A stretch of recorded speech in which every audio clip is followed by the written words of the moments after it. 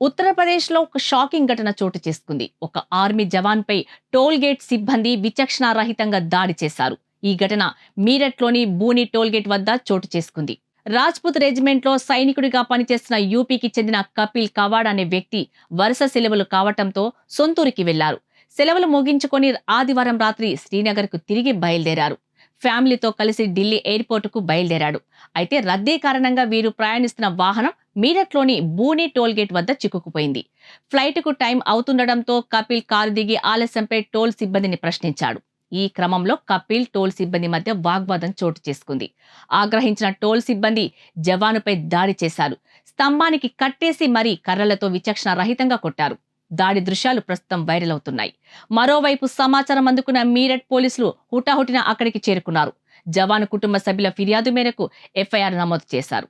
Media ఆధారంగా 4 toll సిబ్బందిని arrest చేశారు. ఈ మేరకు కేసు నమోదు చేసి దర్యాప్తు చేపట్టారు.